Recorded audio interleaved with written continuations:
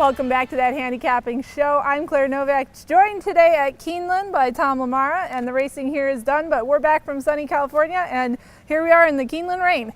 Yeah, it's quite a nice day, actually. It's a nice, cool fall day, a little bit of rain, but the sun is trying to peek through, and I think we'll have these conditions this weekend as well. So. Alrighty, we're going to take a look at the $100,000 River City Handicap at Churchill Downs. That's 1 1/8 miles on the grass course there for 3-year-olds and up.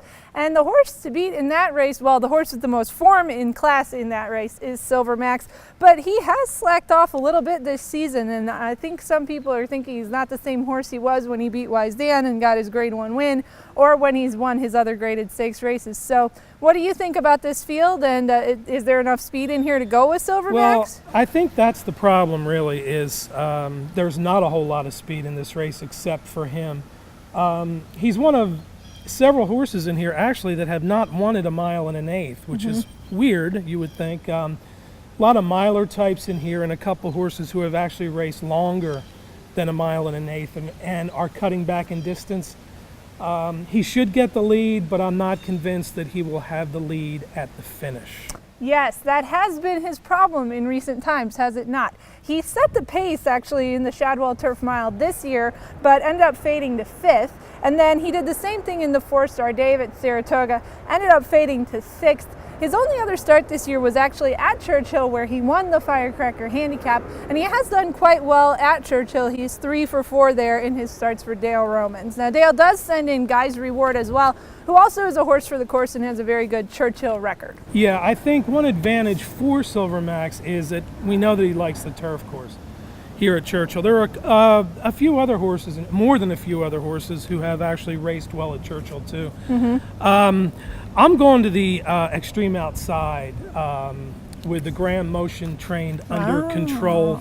A 6-year-old Northern Fleet gelding, I believe, horse gelding. Northern Fleet gelding. And he raced at 1 1/2 miles in the Laurel Turf Cup last time. He got the lead at about the 1 1/8 miles pole, and then he faded a little bit. He's another horse that hasn't won at the distance, but he's done well at 1 mile, and he's shown that he can at least compete at 1.5 miles. I'm thinking this is probably a good distance for him, and I think he has enough early speed to maybe land a good spot early. The local jockey, Alex Cintron, who rides for Graham in the Mid-Atlantic, comes in to ride. I think he's a really good jockey, and I really like that part of it too. So if he can overcome the post, land a good spot, the leader fades, you know, that's a lot to ask, but that's my pick. So. Alrighty, well, I'm going to take a look at 2 horses in here. One is Green Grass of Wyoming, and this is a horse who comes in off a win at Remington Park in the Remington Green at the distance. So at least we do know that he has succeeded there, and I think he seems to be one of those horses who's just moving up in form, and this could be his chance to get his first graded win. Yeah, his race at Remington was really quick. Of course, it was a very, very firm turf course at Remington in Oklahoma, but the horse has also raced and won at Churchill Downs. He's one of many that I think has a shot to hit the board here, so my strategy here is use the motion horse top and bottom with all and just roll the dice. Roll the dice. That's what we do on that handicapping show. It's a pretty quiet weekend this weekend. We only have this race and the Long Island up in New York. Million Preview Day at Gulfstream Park. That's okay. We can stand a breather after the Breeders' Cup chaos. And looking forward at the end of the month to the Clark Handicap and seeing who shows up there. Yes, we hope a few horses show up, but it's doubtful.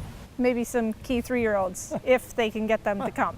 Right. Anyhow, we always want to thank Briss for the PPs, and we'll keep you posted on everything at bloodhorse.com. Thanks for watching the Handicapping Show.